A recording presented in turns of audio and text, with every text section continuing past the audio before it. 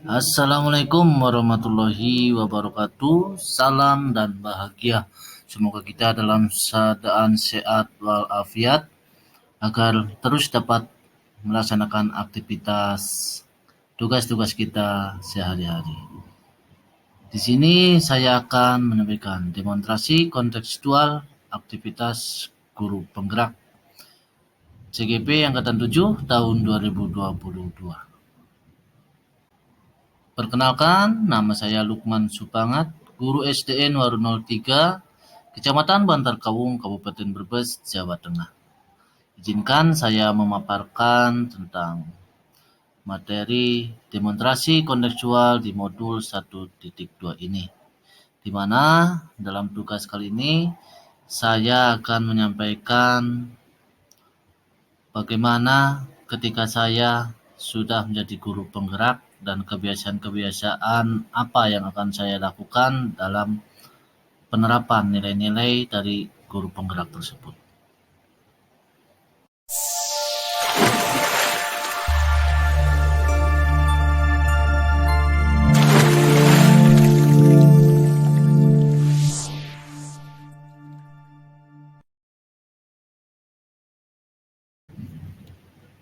Adapun nilai dari guru penggerak yang diharapkan yang pertama adalah nilai mandiri.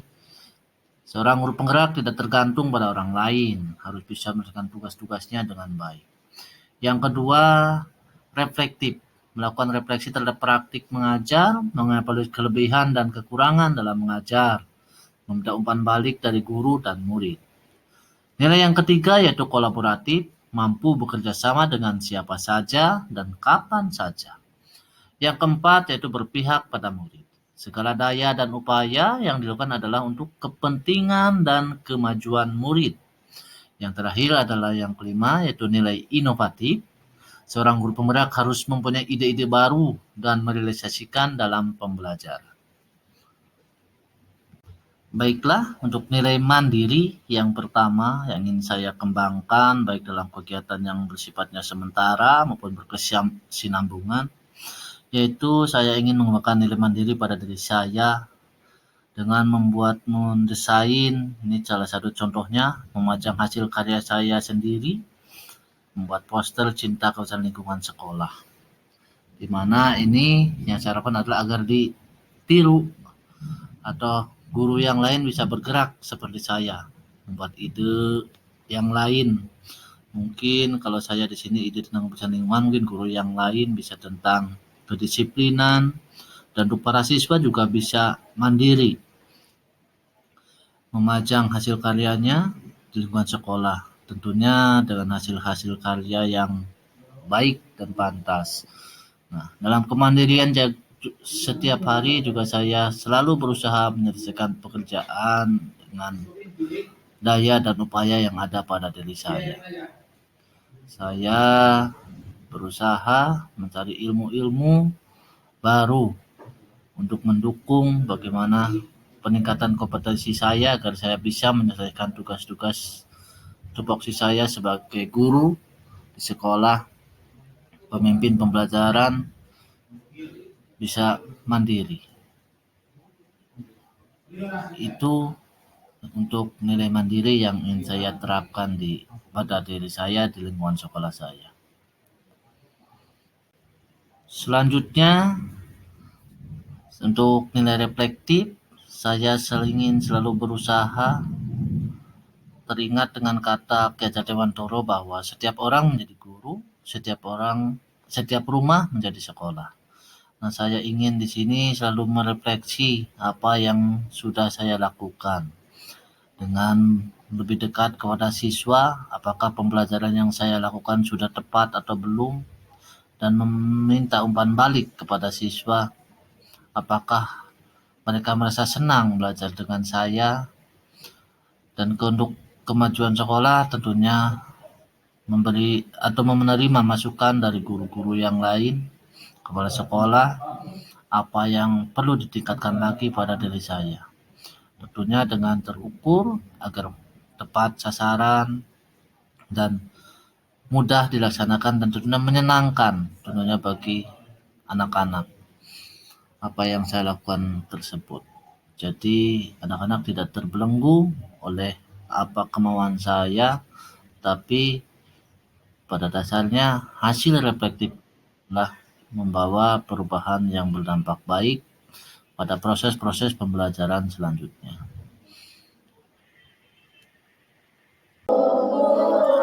Nah, untuk nilai kolaboratif, saya ingin selalu berusaha bersama guru dan sejawat, yaitu berusaha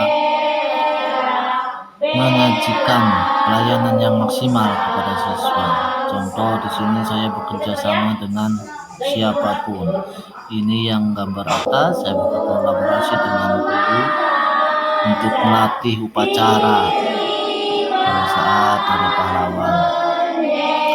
Jadi untuk kedepannya mungkin saya ingin berkolaborasi dengan guru agama melaksanakan Jumat bertakwa. Jadi di situ nanti kegiatannya adalah pembiasaan agama, yaitu membacakan Asmaul Husna, anak-anak dibariskan setiap pagi. Terus berkolaborasi dengan guru olahraga di mana ada Sabtu sehat dan ceria. Nah, di situ nanti ada kegiatan misalnya bersih-bersih sekolahan secara bersama, melakukan senam terlebih dahulu, agar anak sehat dan bisa mampu menjaga kecantikan sekolah. Nah, ini contoh yang bawah saya berkolaborasi dengan penjaga sekolah untuk menghadirkan air di lingkungan sekolah saya karena air adalah suatu kebutuhan pokok. Jadi tidak pilih-pilih berkolaborasi dengan siapa.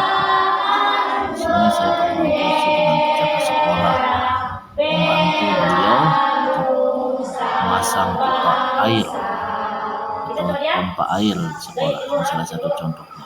Dan itu ingin terus berlanjut pada kegiatan-kegiatan yang lain, memberdayakan penjaga sekolah agar aktif menjaga tugas-tugasnya untuk mendukung kemajuan sekolah. Selanjutnya, nilai berpihak pada murid. Tentunya ini ada hal yang sangat penting dan paling utama kalau menurut saya.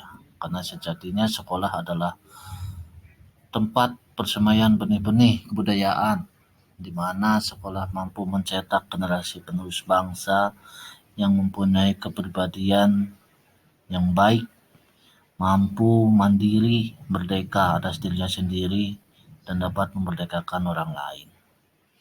Anak-anak dapat tumbuh dan berkembang menjadi pribadi yang baik, setelah dewasa menjadi anggota masyarakat yang mandiri, yang baik dan dapat bermanfaat di lingkungan sekitarnya. Mereka dapat bertahan hidup dan bisa menghidupi dirinya sendiri, keluarganya dan masyarakatnya. Intinya dalam kegiatannya, contohnya saya melatih anak untuk teknologi IT ditingkatkan, terus bagaimana mereka mengedepankan nilai-nilai seni, keindahan dalam dirinya agar tercipta batinnya itu melaksanakan suatu keindahan, kerapihan itu tertanam pada dirinya.